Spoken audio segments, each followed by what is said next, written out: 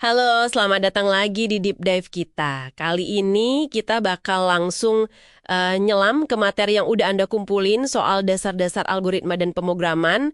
Ada catatan, ada lembar kerja, bahkan potongan kode Python juga nih di sini. Tujuan kita hari ini simple aja. Bantu Anda nangkep apa sih inti algoritma itu, terus gimana hubungannya sama pemrograman, dan kenapa kok ini penting banget gitu ya di dunia informatika. Kita coba kupas cepet tapi tuntas. Oke deh, kita mulai aja ya. Pertanyaan paling dasar dulu nih, algoritma itu sebenarnya apa sih? Oke, jadi gampangnya gini, algoritma itu ya serangkaian instruksi atau langkah-langkah lah. Tapi langkah-langkahnya itu harus jelas, logis, terus terurut. Buat apa? Ya buat nyelesain masalah. Penting dicatat, ini tuh bukan kode programnya ya, tapi lebih ke cetak biru atau resepnya gitu. Kerangka mikirnya lah. Oh, oke oke. Kayak resep bikin teh yang ada di catatan itu ya. Analogi bagus tuh. Siapin cangkir, terus didihkan air, masukin teh celup, tuang air panasnya, tunggu bentar, angkat tehnya, jadi deh tehnya. Langkahnya spesifik banget, urut, dan ada akhirnya. Nah, ini ciri algoritma yang bagus kan? Nah, tepat sekali. Betul banget.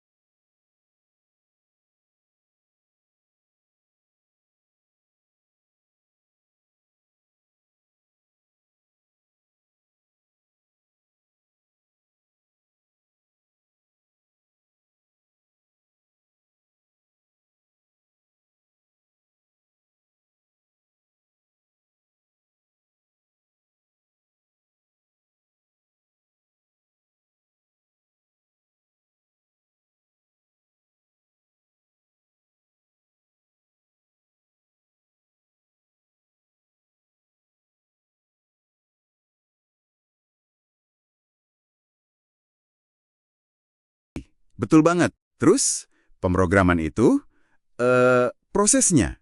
Proses nerjemahin si resep atau algoritma tadi ke bahasa yang komputer ngerti. Kayak Python yang contohnya ada di materi Anda itu. Yang menarik, di sini tuh hubungannya keduanya deket banget tapi beda. Algoritma nentuin apa yang harus dilakuin. Logikanya gitu.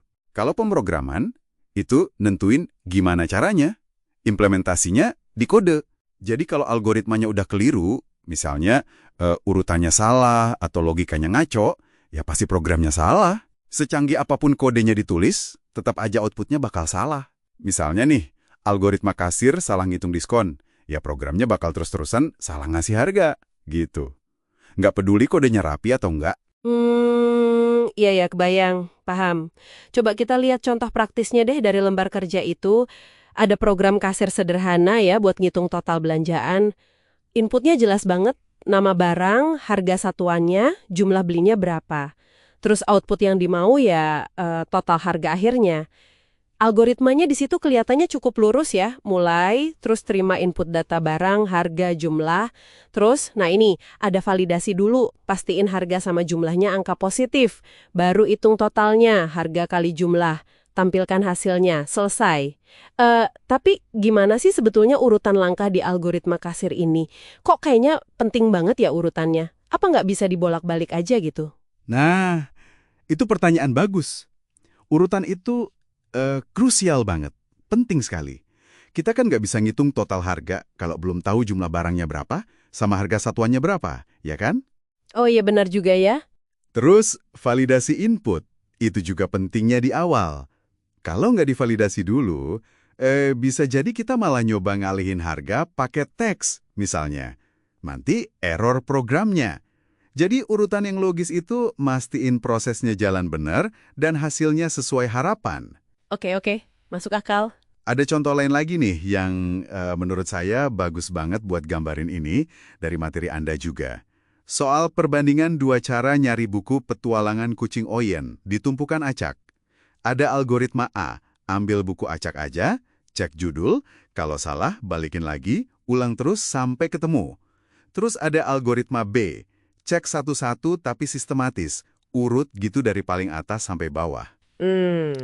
Iya ya, kebayang bedanya. Nah, dari deskripsinya aja udah kelihatan kan ya, algoritma B itu jelas jauh lebih bisa diandelin. Lebih efisien lah. Coba bayangin kalau bukunya ada 1000 ditumpukan itu. Pakai algoritma A, ya bisa aja sih untung ketemu di percobaan pertama. Tapi bisa juga apes banget ya, ngulang ratusan kali nggak ketemu-ketemu. Betul. Sementara algoritma B, ya meskipun mungkin butuh waktu ya kalau bukunya pas di paling bawah banget, tapi dia ngasih kepastian. Pasti ketemu setelah semua dicek. Kalau kita tarik nih ke gambaran besarnya, ini nunjukin betapa pentingnya milih atau ngerancang algoritma yang efisien. Apalagi dalam software development, pas kita ngadepin data yang gede banget, pendekatan yang sistematis seringkali jauh lebih unggul daripada untung-untungan. Oke, jadi kalau ditarik benang merahnya nih ya, dari pemahaman saya, algoritma itu kayak peta jalan gitu ya, buat mecahin masalah pakai langkah-langkah logis. Sementara pemrograman itu kayak kendaraannya, bahasa komputer yang kita pakai buat ngejalanin peta jalan itu. Ya.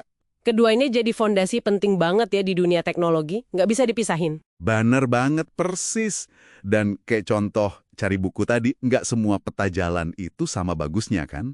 Milih atau bikin algoritma yang efisien, kayak algoritma B itu, bisa hemat waktu sama sumber daya komputer secara signifikan loh. Ini jadi mikir juga ya, tentang gimana sebaiknya kita nyusun cara pikir kita pas ketemu masalah. Nggak cuma di komputer sih, tapi di kehidupan sehari-hari juga. Anda coba renungkan. Coba deh perhatiin aktivitas Anda sehari-hari. Tanpa sadar, algoritma apa aja sih yang sering Anda jalanin? Mungkin pas Anda otomatis milih rute paling cepat di aplikasi peta. Atau pas ngikutin langkah-langkah resep masakan. Atau bahkan cara Anda ngeberesin kerjaan. Gitu. Mana dulu yang prioritas? Gimana sih memecah masalah yang rumit jadi langkah-langkah kecil yang urut itu ngebantu Anda? Menarik kan kalau dipikirin. Oke deh, terima kasih banyak udah ikutan deep dive pengantar algoritma dan pemrograman ini bareng kita.